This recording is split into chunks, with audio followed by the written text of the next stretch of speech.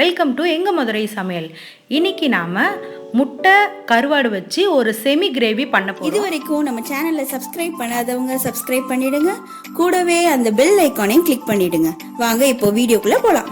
இது பண்றதுக்கு தேவையான பொருட்கள்: வெங்காயம், தக்காளி, மஞ்சள் தூள், சிகப்பு மிளகாய் தூள், மல்லித்தூள், எண்ணெய் தேவையான அளவு, உப்பு தேவையான அளவு. அடுத்து ஒரு வாணலி வச்சுட்டு அதில் எண்ணெய் ஊற்றிட்டு கடுகு போட்டுருங்க.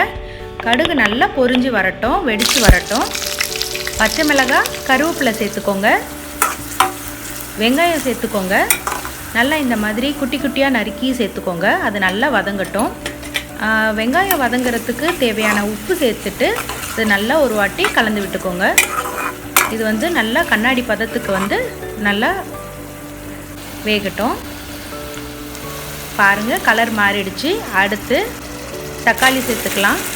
தக்காளி வதங்கிறதுக்கு தேவையான உப்பு சேர்த்துட்டோம். ஸோ 2 டைம்லேயே நீங்கள் உப்பு ஒரு சின்ன சின்ன ஸ்பூன் தானே நீங்கள் சேர்த்துக்கலாம். இது ஒரு 25% நல்லா குக் ஆகட்டும் இந்த தக்காளி. இந்த ஸ்டேஜில் கருவாடு சேர்த்துக்கலாம். கருவாடை நீங்கள் எந்த கருவாடு வேணாலும் யூஸ் பண்ணிக்கலாம். அது உங்கள் விருப்பம் தான். உங்களுக்கு என்ன கருவாடு உங்களுக்கு ரொம்ப பிடிக்குமோ அதை நீங்கள் சேர்த்துக்கலாம். இது வாசத்துக்காக தான் நம்ம சேர்த்துருக்கோம். நல்ல டேஸ்ட் நார்மலாக கருவாடில் என்ன டேஸ்ட் இருக்கோ அது வரும், வாசமாகவும் இருக்கும். அடுத்து மஞ்சள் தூள், சிகப்பு மிளகாய் தூள், மல்லித்தூள், இது 3மே சேர்த்துட்டோம். இதுவும் காரம் உங்களுக்கு எவ்வளோ தேவையோ அவ்வளோ சேர்த்துக்கோங்க. பச்சை மிளகாய் எண்ணெயிலேயே நல்லா வதங்கிட்டதுனால ரொம்ப காரம் தெரியாது. பச்சை மிளகாய் நீங்கள் கீரி கூட போட்டுக்கலாம். இல்லைனா இந்த மாதிரி நான் 2 உடச்சி போட்டுக்கிட்டேன். இது நல்லா பச்சை வாடை போகிற அளவுக்கு நல்லா வதக்கிக்கோங்க. எண்ணெயிலே நல்லா சுருளை இந்த மாதிரி நல்லா பெரட்டிகிட்டே இருங்க. பாருங்கள், ஸோ இப்போவே செம்மையாக ஒரு அந்த வாசனையே வீடு ஃபுல்லாக இருக்குது. பாருங்கள், அந்த எண்ணெயிலே நல்லா இந்த கருவாடு ரோஸ்ட் ஆகிடுச்சு. ஒரு 65 மாதிரி இருக்குது பாருங்கள். ஸோ இது நல்லா ரோஸ்ட் ஆகட்டும். அந்த வெங்காயம் தக்காளியில் இருக்க அந்த டேஸ்ட்டு அந்த கருவாடில் இப்போ இருக்கும் கண்டிப்பாக. ஸோ இதை ஒரு வாட்டி நல்லா மிக்ஸ் பண்ணிக்கோங்க. அடுத்து இப்போ மிளகாத்தூள் வாடை போயிடுச்சு, தண்ணி சேர்த்துட்டோம். இதை ஒரு வாட்டி நல்லா கலந்து விட்டுக்கோங்க. இது நல்லா கொதித்து வரணும். இந்த ஸ்டேஜில் உங்களுக்கு உப்பு காரம் தேவைன்னா சேர்த்துக்கோங்க. இது நல்லா பபிள்ஸ், இன்னும் பெரிய பபிள்ஸாக வரணும். பாருங்கள், இந்த மாதிரி நல்லா பெரிய பெரிய பபிள்ஸாக வரணும். இந்த ஸ்டேஜில் ஒரு முட்டை சேர்த்துக்கிறேன். நான் இன்றைக்கி ஒருத்தர் சாப்பிட்ற அளவுக்கு மட்டும்தான் சேர்த்துருக்கேன். ஸோ அதனால் ஒரு முட்டை மட்டும்தான் போட்டிருக்கேன். ஸோ இந்த மாதிரி உடச்சி ஊற்றிக்கோங்க. உங்களுக்கு வேணும்னா ஒரு குட்டி வேறு எதுலையாவது ஒரு பவுலில் தனியாக பீட் பண்ணிவிட்டு கூட நீங்கள் இது உள்ளே முட்டை சேர்த்துக்கலாம். நான் இந்த மாதிரி ஃபுல்லாகவே உடச்சி ஊற்றிட்டேன். ஸோ இது ஒரு பக்கம் இருக்கட்டும். இது நல்லா வெந்திருக்கும். ஸோ இந்த ஸ்டேஜில் இது வெந்திருக்கான்னு எடுத்து பார்த்துட்டு இன்னொரு பக்கம் திருப்பி போட்டுருங்க. முட்டை 2 சைடும் நல்லா வெந்து வரட்டும்.